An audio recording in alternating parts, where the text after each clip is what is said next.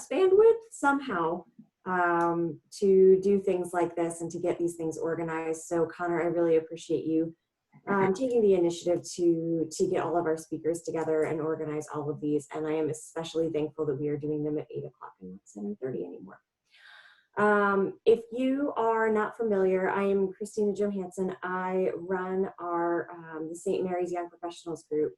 We are an organization here in St. Mary's County that brings together the next generation thinkers and leaders here locally to gather through social events, grow through professional development events, and give via community service efforts. It is a little bit harder to do all of those things right now, given our social distancing, but part of what I wanted to make sure that we did was make sure that our young professionals understand what is going on in the community right now, not just from a support to COVID-19 efforts, but really from a growth in the economic development and diversity in the county as well. And I thought that Tommy would be a perfect person for this. So Tommy, I'm gonna just turn it over to you to do a quick introduction of yourself and TechPort. And I know you've got a couple of things that you'd like to talk about. I think there was some mention of a T-Rex or something. So I will turn that over to you, and then we'll open it up to the audience for questions. Sure. All right. So you heard a little bit about my background just because my uncle's on the line right now. But I grew up in Rockville, Maryland, because my mom is from Silver Spring, and my dad and my uncle grew up in Montana, and my grandfather came to work for the, I believe it was the FDA. It was USDA. USDA. Yeah, sorry. I don't mean to correct you, but yeah, United States Department of Agriculture. It's okay. It adds flavor. Don't worry. Okay. So, and because it gets to why I'm in Southern Maryland. So my dad and my uncle, they had younger siblings, and they moved to Arizona. My dad stayed in Silver Spring, Montgomery County. My uncle went to Southern Maryland, and my dad's been in Montgomery County for 40-something years, and my uncle was in Southern Maryland. And when I was growing up, I remember visiting my uncle, thinking that Leonardtown was the end of the earth because it was so far away. But anyway, so I grew up in Montgomery County, back and forth, DC, friends from the DC area. I went to University of Delaware, so I am a Blue Hen, and that was my undergrad. And then my graduate degree, I got it in Maryland, part-time MBA program, while I was starting businesses, and got into the wild world of entrepreneurship, a little bit serendipitously, but also a little bit out of necessity, because I had a finance degree, and I graduated in 2009. And my senior year was a current events.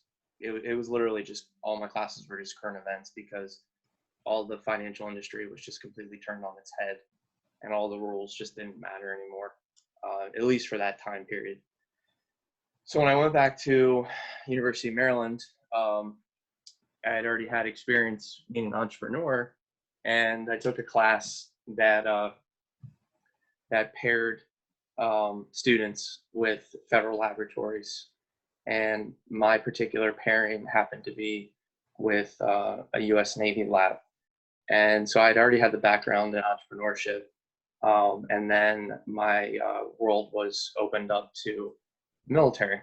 And I had done work with the military before, for solar contracting. We had done some solar farms for different military depots and things like that. But I was never really as deeply involved with working through the technology side of military and all these labs until I went back to school. And the more experience I got in that, the closer I got to Southern Maryland. And ultimately, I started licensing technologies from the U.S. Navy. And as I did that, I got to know more and more people. And one of the individuals that gave me a call about 5 or 6 years ago was a guy named Dr. Godfrey. and he was the College of Southern Maryland president for about a decade. And he saw that the College of Southern Maryland was in each county of Southern Maryland, and that there was a military presence in each of the counties. And he actually reached out to one of my professors at University of Maryland that had taught me about getting involved with the DoD, and said, do you know anybody that would be able to take this new job? The job is going to be heavily based on entrepreneurship and also based on working with the community and the military. And it just so happens that my professor knew that I had actually been going and riding horses for like 4 or 5 years in Southern Maryland every weekend, and that I did have a background working with the military. And so he recommended me for the job, and they offered it. And then I actually became more involved with Southern Maryland. Bought a house in Southern Maryland, was able to bring my horses to the backyard, and then got deeper and deeper involved with the community. And about 6 months ago, the University of Maryland had an opportunity to run a facility called TechPort. And initially, TechPort was in fact a building stood up by the U.S. Navy for a lot of the same reasons that I was brought to Southern Maryland. The reasons being involvement from the military and the community, helping technology companies, and helping entrepreneurs. And it started out as an incubator, and it still is to a certain degree. But most recently, it's evolved into something a little bit different than just a traditional incubator. And a lot of that's because of the COVID-19 response and producing technologies in response to COVID-19. But a lot of it's also because of a unique group of people that started to frequent TechPort facility. So that's probably my quickest summary I can give. I don't know if there's any specific questions. I mean, I could go on and on, but I'll cut myself off there for now. No, it was a really good introduction. I think there are a lot of folks still in the community who don't quite know what TechPort is if they are not intimately involved with it in some fashion. So I really appreciate the background with that. For the people who don't know what an incubator is, or don't know the integrated efforts that are going on at TechPort, could you tell us a little bit about that? Sure. So incubator can mean a lot of different things to different people. So I'll do my best to just give the most generalized version of it. An incubator is traditionally a physical space for a small company or a startup company to have a discounted rent and a safe place to grow their small business. Think of someone who's operating maybe out of their garage or out of their house, and they want to kind of take the next step into growing in a more traditional business sense. They can go to an incubator. And so for the most part, an incubator is a place where you can have discounted rent as a business. You can have access to facilities like, high-speed internet, printers, office space, boardrooms, and then most importantly, a lot of times it comes with mentors and programming. Sometimes an incubator can be virtual, and those are becoming more popular. I mean, we're on Zoom right now. But for TechPort itself, that was the original plan, was for it to be a traditional incubator with physical space. And the TechPort facility was funded by a few different partners that saw a need for helping small businesses, primarily in St. Mary's County. And so they built a facility at the St. Mary's County Airport, actually 2 doors down from the UAS test site, if anyone's been there. And the Navy, the county, a group called TEDCO, and then the University of Maryland came together and worked with a guy named Ken Reed, who built the building. And it's approximately 7,000 square feet. Half of it is for traditional office space, cubicles, hot desks, boardroom, and then the other half is actually an airplane hangar. And so it's in an airport, everything's an airplane hangar, but it's a prefab airplane hangar, so that half of it can be for startup offices, the other half can be for hangar space. Yeah, I love the facility up there, and that is available for outside groups to use as well if they need to use your space, right? That is true. That is true. Before the virus outbreak, just as an example of different people that can use it, one of the cooler groups that I was looking forward to working with was a robotics team.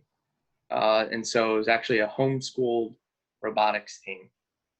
If anyone's heard of VexU, or there's some other groups out there, but basically between ages 12 to 18, the students, they build their own robots, and then they go through certain challenges. And so they were a group that wanted to use the space. Obviously this group hopefully can use this space, but it's big enough in the hangar to allow for a lot of different things. I even had yoga on the books. I wanted to do yoga. And so hopefully when things open back up, we'll get to do more interesting things like that, because again, a traditional incubator, people think, okay, it just has to be for the startups. It just has to be for the small businesses. But the thing that I think is lacking in that definition is people want more community involvement, and they want to be able to do other things. And that's what we were trying to do before the lockdown with the COVID virus. But we'll get back on track with that as soon as things get better. Yeah, and that actually tracks to a question that I had for you that's a little bit more open-ended. But what is your vision for Southern Maryland and the intersection of technology and innovation and the arts? I know that's something that that you guys have played with a lot up at TechPort, but I'm curious what your vision is for that. Oh man, that's a dangerous question. So I'll preface this by saying this is my vision. Okay. That's what I have. Okay, I do not speak on behalf of anybody but myself. My vision is, try to make this as simple as possible. So I grew up with a mother as an artist, okay, and she did her own art, and she taught art for 30 years. And how do I say this politely? She's a little crazy, but I think that that's actually why I got into entrepreneurship, okay? Because there's traditional business, which has a lot of structure. And then when it comes to entrepreneurship, and let's just say innovation, because it doesn't have to be an entrepreneur, you have to be a little bit crazy, and not all of your crazy ideas are going to work, okay? But even if 3 out of 10 of the crazy ideas work, just like 3 out of 10 of the pieces of art that you're going to make will work, and the other 7 are going to be a little bit nutty, then your batting average is pretty good. So my context by which I come to all of this is based on that. Okay, grew up in a house, crazy artist as a mother that drove the way that I think. And of course, there's some structure, and I've been to traditional schooling, but all along the way, there's always been art in the background, whether it was painting or drawing or music. And that allowed me to come up with wild ideas. And sometimes people say I'm nuts, and sometimes people say, oh, that's brilliant. But if we can bring art and think of it less as a nice to have and more of a need to have, then what will start to happen is the stiff structure of traditional business will kind of allow itself to take chances. Okay, it'll allow people will be willing to express themselves. And that doesn't mean that everything that everyone's going to do is going to be brilliant or it's going to be magnificent. But if you just kind of let go a little bit, then all of a sudden your startups, your large corporations, your government entities, people start to get comfortable with the idea that it's okay to say a crazy idea. It's okay to try a crazy project. They're not all going to work. You're not going to get fired if you try to do something nuts. And if you start a business and it doesn't work, you don't have to feel shame about it, because that's kind of where art lets people think. It's if you look at, and again, you go back to my upbringing, you go into an elementary school and you ask a 6-year-old to paint a tree, you're going to get a lot of different types of trees. And some of them are going to be really good trees. Some of them are going to look like bushes. Sometimes they won't even paint a tree. They'll paint a dog, and you'll say, well, that's not a tree. And they'll say, you're right, I wanted to paint a dog. But if you bring that into the culture more, not that it's not already there, because it is, but if you embrace it more, you're going to start to see a lot of new ideas. And most of them won't work, but some of them will. So a good tactical way of bringing that in, because it's a great idea in concept, right? PAX is full of engineers, and it is a pretty risk-averse, in my opinion, environment for things like embracing art and embracing potential failure, right? So from how are we going to tactically implement bringing art into the culture? I know you guys are starting to do a couple of things up there. So I think there's groups that are doing it. And then I'll talk about, I guess, what my involvement is. But I mean, if you even look at places like Anne Marie Gardens, Solderly, Art Council, people are doing programming related to art.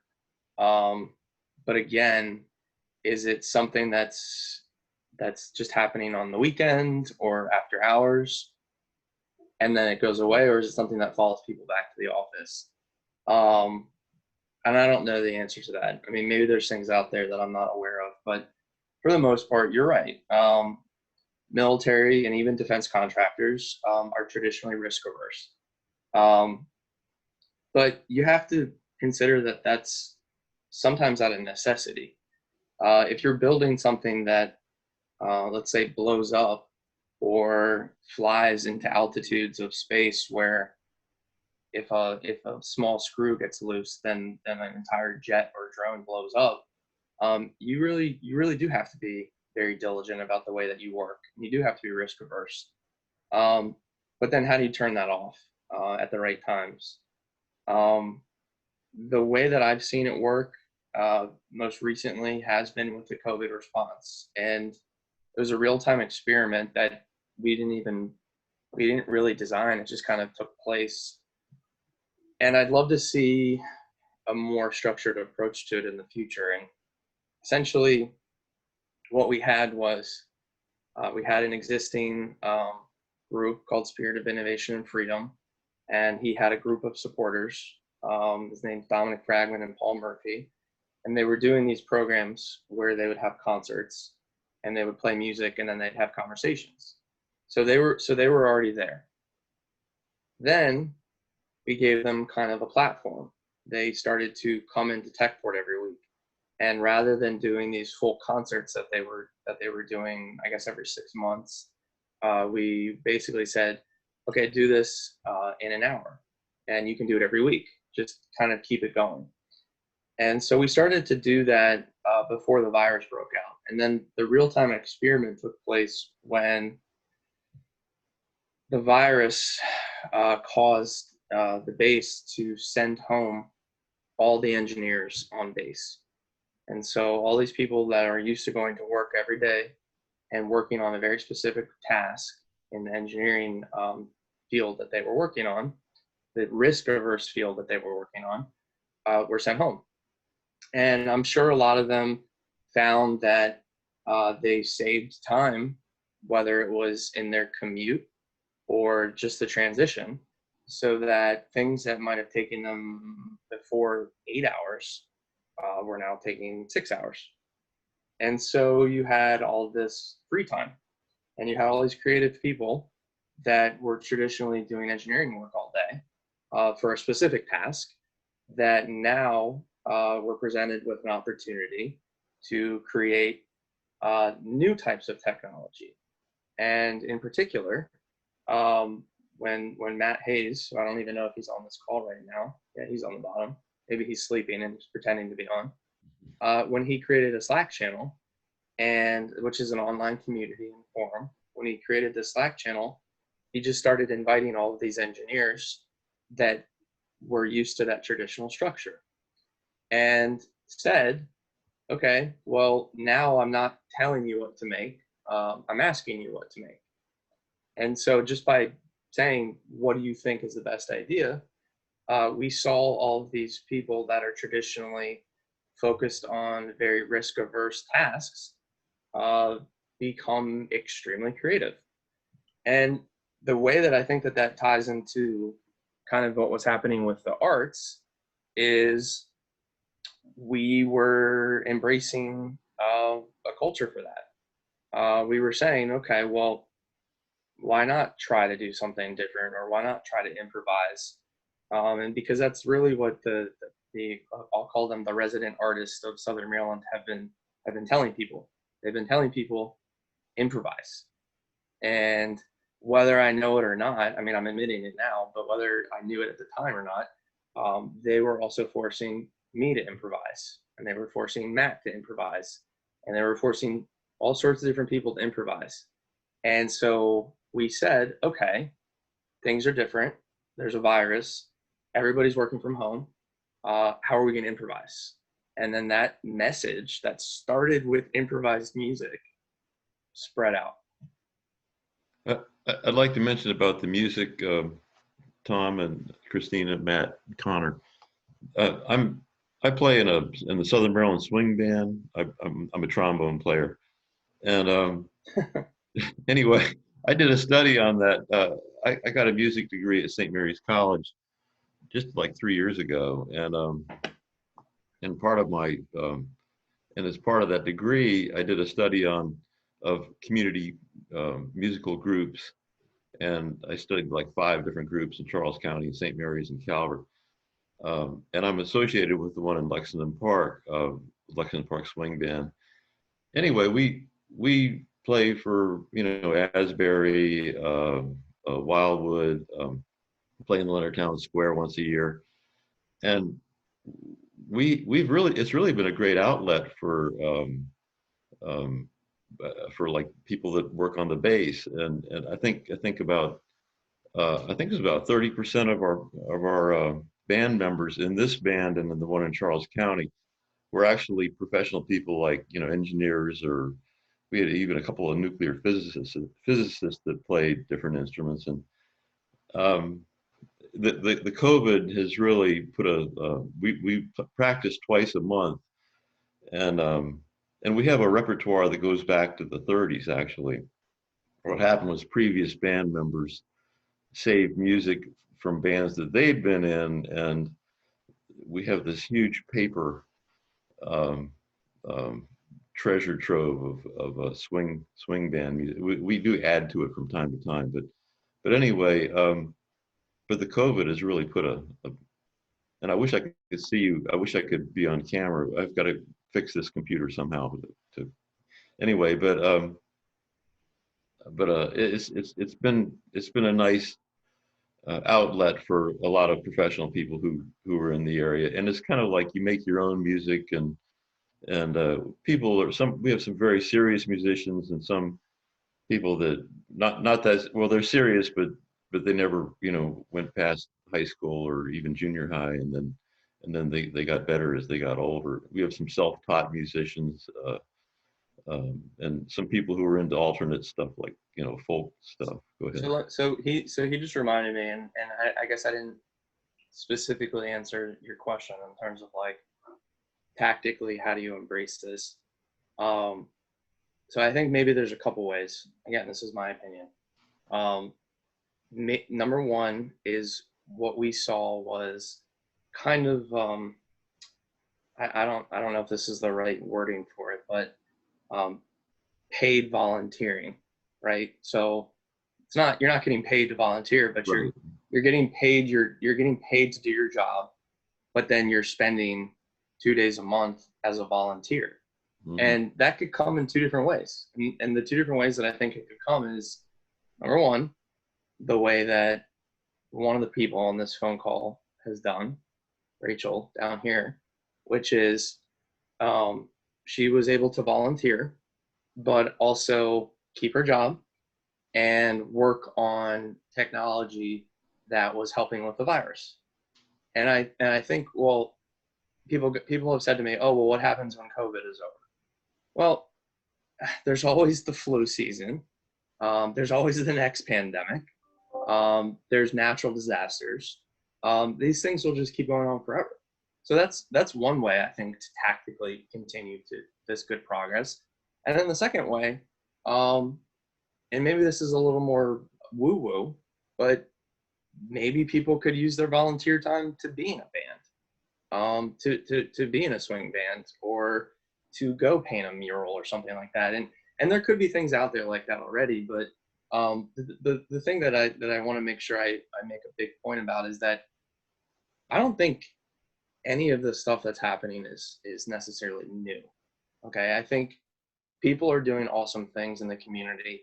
They have been for hundreds of years. It's just that we've been fortunate enough to be able to share what they're doing, right? And like tell the story of what they're doing. And that's videos, Zoom calls like this, pictures, and even the local media. But tactically, those are the two ways I think you could get a lot more of this to take place, is a volunteer program where people don't have a fear for losing their job. And then maybe they get to keep the risk at their day job, but then, 16 hours a month, they get to let the risk go, and they get to open up to more creativity. Well, that's really interesting, Tommy, because your comment about making information more available and promoting the good things that are already going on, I think for everybody who's dialed into all of these rise and grinds, that has been a consistent theme across every topic, is how do we get more information out there? How do we get the word out? And making sure that we as the Young Professionals Group, as TechPort, as liaisons within the community, how do we make sure that we're doing a good job of promoting all of the information that is relevant, right? And it's just interesting to hear you say that, because it is, like I said, it has come up in every single one of our conversations about how do we disseminate that information, and how do we make sure that we're not missing important links or important people or important organizations. I mean, one of the things I guess one of the things, I mean, and this is just a natural progression, but you have your traditional people that a lot of people on this call are the same people, myself included.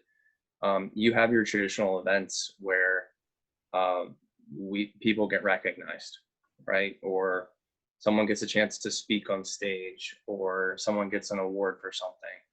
I'll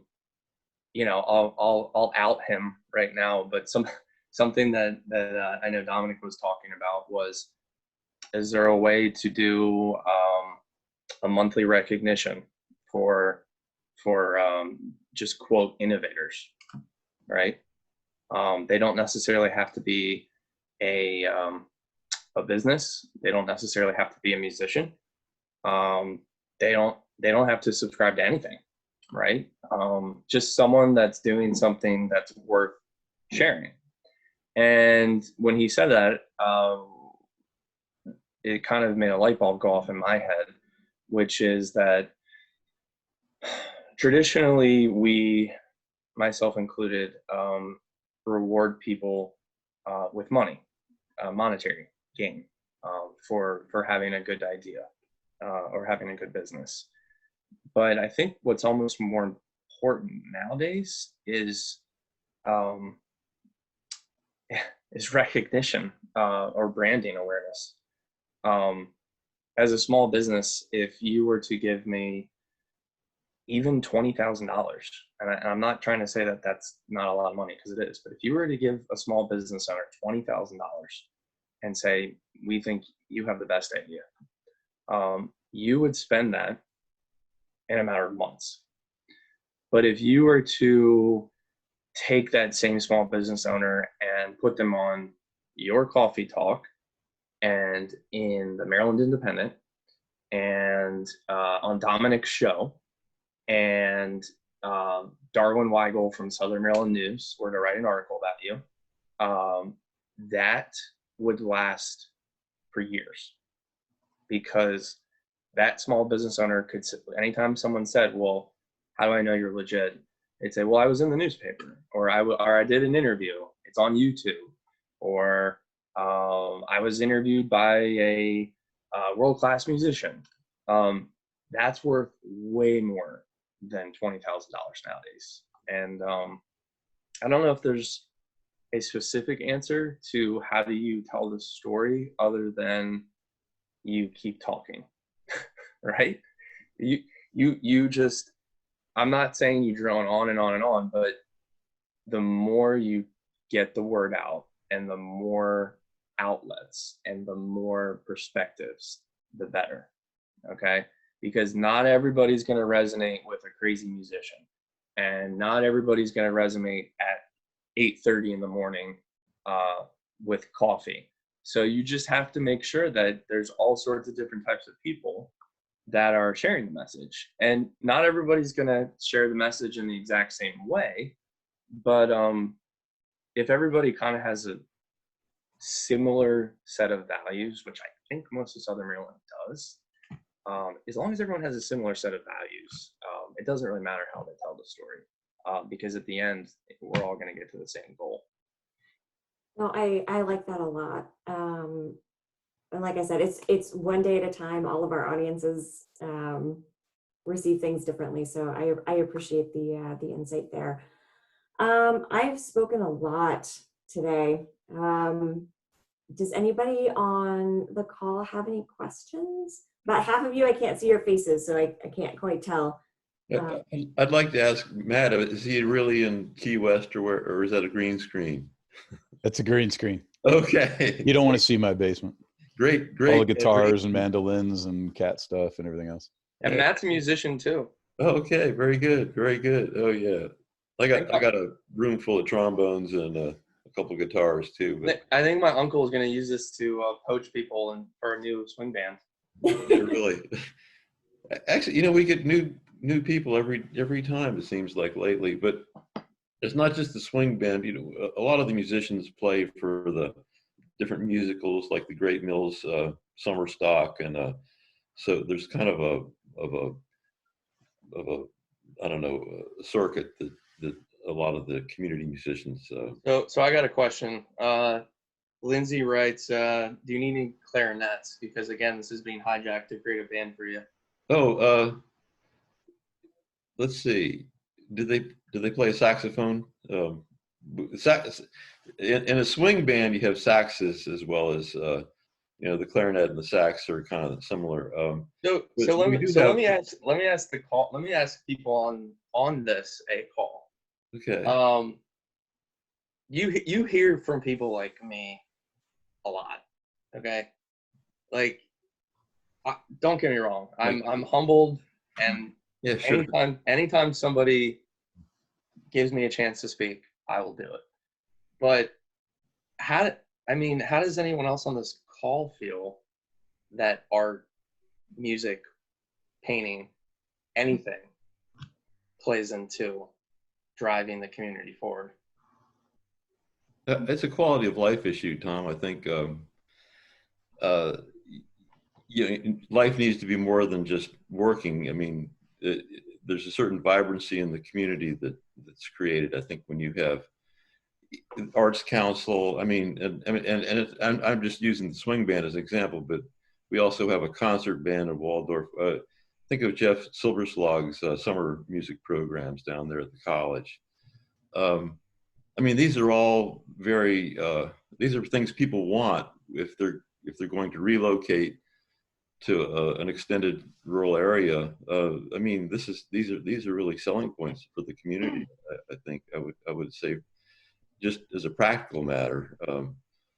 Um, as far as the clarinet, I think I would go with the Southern Maryland Concert Band up in Waldorf. They meet at Thomas Stone High School on, I believe it's Monday nights. So and I'm they still going on a little rant. Swing bands and jazz bands are always like, we don't want clarinet. And I'm like, excuse me, Benny Goodman is the king of swing. He's great. Like, how come nobody wants the clarinet? I'm gonna make the clarinet cool again. We'll bring it to our next practice, and actually most of our saxophone people double on clarinet.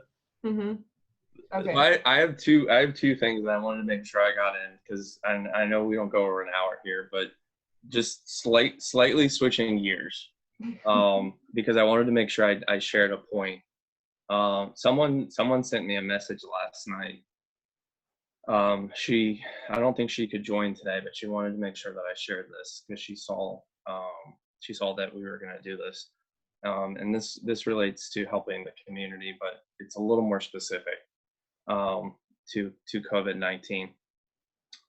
There's been some new research that's come out that has correlated a lot of people who have passed away from COVID with not only age, so over 65, but also people with diabetes. So she was very sincere about sharing the message with me. And I think the reason to share this is for two reasons. Number one, if you or anyone you know has diabetes, there is a correlation. And then number two reason I share it is because I think it goes to Christina's question before, which is how do you get the message out? I think you do it like that, right? The lady saw that Christina put something online. She reached out to me because she saw that I was going to be on the show, and I thought it was valuable enough to share. And so for like future topics relating to sharing information, maybe I'm a little weird in this regard, but I like to look at the community as different nodes, because I've done a lot of studying of social network theory. I haven't been able to graduate yet because it's taken too long and the COVID virus, blah, blah, blah. But I've done a lot on social network theory. And if you look at the community as social nodes, and all the little spokes go into each node, and then all the nodes connect to each other. Typically, if you can identify the different nodes and you can share a consistent message, even if it's slightly different, then you can start to make a difference. And that doesn't have to be your traditional nodes. So we've been talking a lot about music. So clearly there's a lot of musical nodes on this call. But I would think of Young Professionals Network as a node. I would think of musicians as a node, and then Matt and the test site as a node. And so I think a lot of people who are social beings in nature just naturally know who the nodes are. You just frequently engage with them. But maybe what we can do to help some other folks, particularly the engineering folks, is to remind them, hey, if you have something to say, maybe these are the different types of people that you should go to, or these are the different outlets you should go to. And if you're not comfortable sharing something because you think it jeopardizes your job or it makes you look stupid, just pick up the phone and call one of these 10 different people. They're all different nodes in different industries. And most people who fit that demographic of a social node, if you look at their, if you kind of look at their personality traits, they're the type of person that will take the call and talk to the person, and then ideally share whatever information they want to share. That was a very good example, Tommy. Good. And speaking of that, perfect segue for me. Something that you had mentioned before, the call and that I wanted to make sure that everybody in the community was aware of. So I will share what I know, and then I will have a teaser for everybody to look out for. There should be two very cool things happening in St. Mary's County. Number one is the kind of the growing and expansion of the Innovation District, which is at the St. Mary's County Airport. So Matt and the test site are there. South Hunt Aero is there, ADSI, the airport, TechPort. There's a lot of different businesses there. So the Innovation District should be expanding. Physically, it is expanding, but also there should be more support coming in. I know the county is going to introduce some different things as things start to open back up. And then I don't have very many details, but I believe we should be getting something called a tech bridge, which is very simply put, the tech bridge concept is something that has come out of the U.S. Navy. And for those who aren't familiar with it, it is a new designation that different regions of the U.S. are starting to get. And the overarching theme of tech bridges is a kind of coming together of a local naval installation, academia, and then the community. And so if you think of a Venn diagram and all three circles are coming together, somewhere in the middle is a tech bridge. And so I don't have very much information on a potential tech bridge that might be coming to St. Mary's County. But I will encourage everybody to just check out, if you go to Google, check out Naval X, NAVALX Tech Bridge. And then you can start to see what some of the other tech bridges are like across the country. And it's good, it's very good. I will say that a lot of the communities that are getting tech bridges didn't traditionally have a strong relationship between their local naval installation and their community. I would say that Patuxent River actually has a very strong relationship with their community. And so the tech bridge is kind of just adding on to that already existing relationship, whereas some of the others are just starting to build them now. So why is that relevant? I think it goes back to the theme of sharing information, making sure that people on this call are aware of that's coming. And then also because I think it's going to open up opportunities for different things, musicians and artists and more drones and ground robots. Those are all things that are going to start to emerge. Universities bringing in a new building. I'm sure a lot of you have seen the construction that's happening at the airport. There is a very large building going in. It's going to be for autonomous vehicles, not just things that fly, but also things that are on the ground, things that go under the water. I don't know how to build any of those things, but I still find it interesting. And it's just a different way for people to branch out and learn different things. So as far as that's concerned, those are the two main things I wanted to say. One last thing that I got to share, and it looks like he's sleeping on me, so he can't get mad at me when I say it. But an update for Matt Hayes and his group. For anyone out there that doesn't know, Matt started a nonprofit in response to COVID-19, and the group has come up with all sorts of different technologies. One technology in particular that Matt developed, and he's had help from people on this call, is essentially a giant oven, which has been nicknamed the toaster by the hospital that uses it, and it sanitizes PPE. And so you open it up, you throw masks in, you shut it, turn on the oven, open it up an hour later, it sanitizes the PPE. Basic update for everybody, the device has started to go through FDA emergency use approval.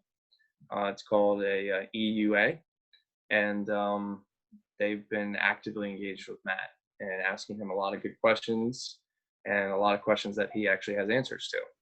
So could be a big win for Southern Maryland. Could get approved as soon as today. And if it does, you will see proof that art and community and innovation can all come together to make a difference. And I'll leave it there unless anybody has any questions for me. But I know I'm running up on my time window. No, you're good. And those are all excellent. So congratulations to Matt for all of the hard work, and the work that you've been doing is really meaningful. So congratulations on that good news. And if anybody's interested in the Innovation District or in Tech Bridges, I'll just follow up, Tommy, real quick. The Innovation District, I think Economic Development has a brief that's available on their website. I went to one of their discussion sessions on it, and it really will energize you on how St. Mary's County is looking to do exactly what Tommy was talking about, right? Intersect innovation and the arts and living spaces, and make this a much more comprehensive environment for those things up at the airport. So if you haven't heard about the Innovation District or are interested, highly encourage you to go check it out. It's not a big presentation, but it is definitely worth the time to go look at. And then NavalX, if you end up following them on LinkedIn, they do a lot of webinar type things right now that are very interesting. They will talk about tech bridges, and if that's your speed, they're very involved and very engaged. And it would be great to see that tech bridge growth here at PAX. So we've got another 10 minutes or so if there are any questions. Matt, I know you've been particularly quiet this time. I don't know if you have any questions for Tommy or the rest of the folks on the phone. It's because he hears me talk too much. That's why.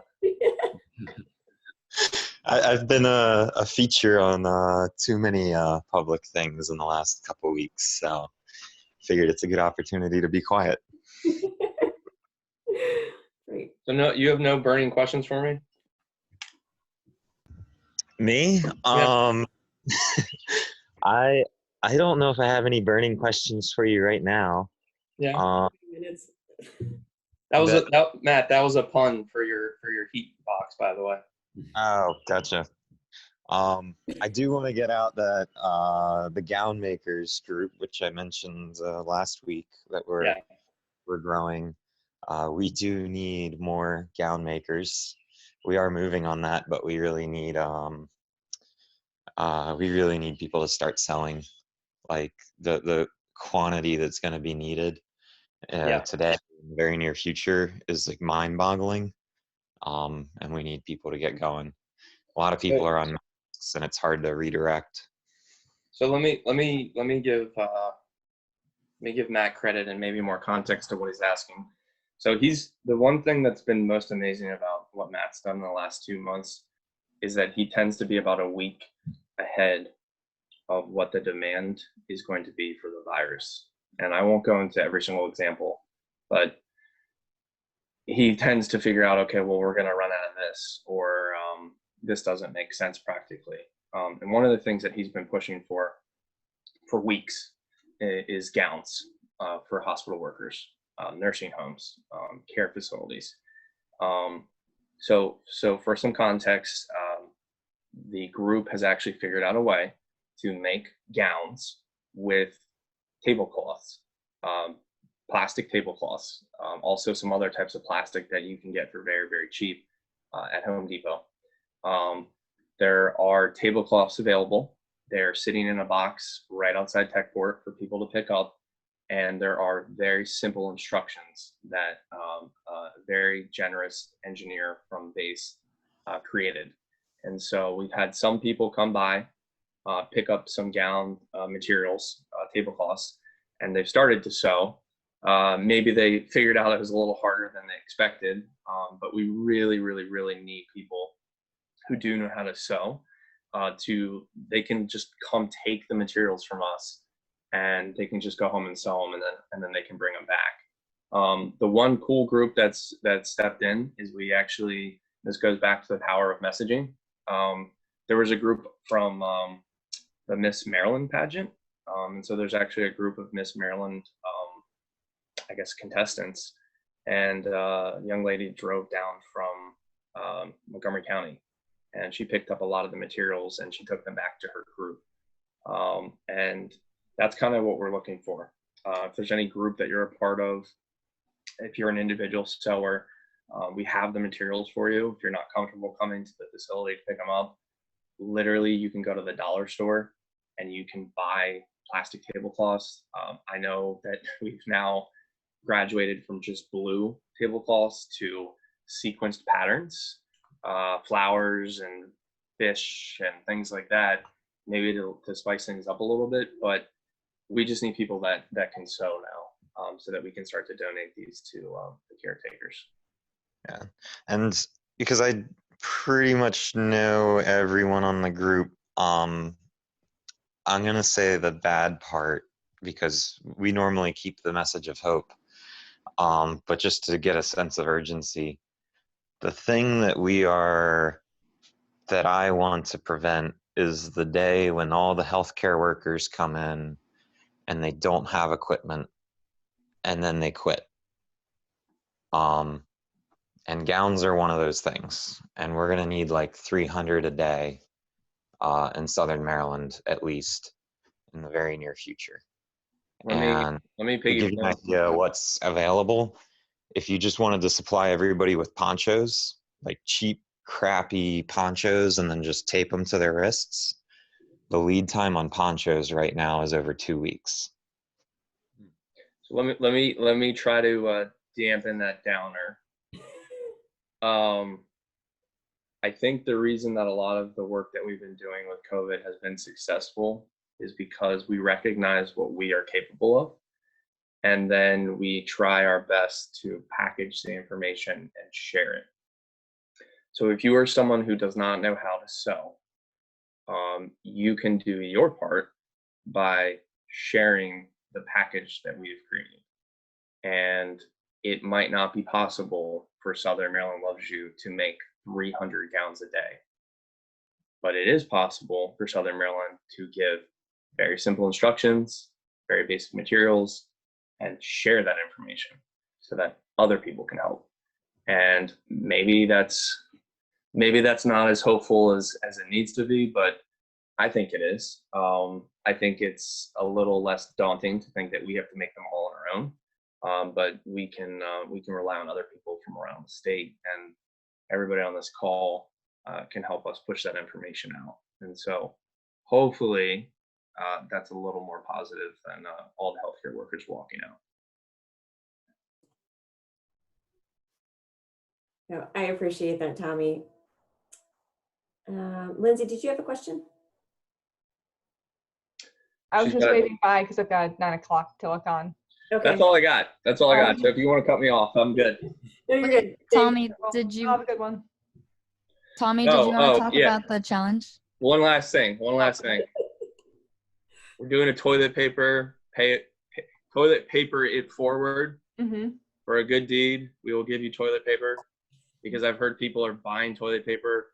People are going to checkouts and buying food, and then the restaurant is being like, "Hey, for another $5, I'll give you a roll of toilet paper." We're not asking you for $5. We're just asking you to do a good deed. If you go on Facebook, check out some of the posts, you'll see what the whole thing is about. You do it, we'll send you toilet paper. That's it. No, I know. Cool. Thank you, Tommy. Tommy, I'd like to Matt, nominate someone that did a good deed, and we will get them toilet paper. So you can now gift toilet paper to someone. All right, I'll use that as a marketing tactic to get people to sew gowns. There you go. The senior community would appreciate the toilet paper, I'm sure. We'll take note of that. I'd like to mention that the Cosmic people do employ a lot of volunteer clarinet people too, just to throw that in. The community orchestra we have here. So, anyway, that got overlooked. Awesome. Well, we are just about at 9 o'clock, so I will open this up one last time for any final question, any last words of wisdom. Tommy, thank you so much for taking the time this morning and for all of the efforts that you do. It is so hard to bring people together and to keep people on track, and to help shepherd them through some of the really bureaucratic challenges that I know you don't ever really get the credit for, but that you do. So thank you for being such a steward in the community here and for bringing all of these really great efforts together.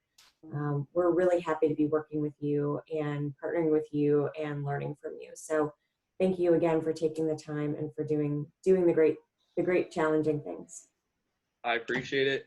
Again, as always, thank you for the platform.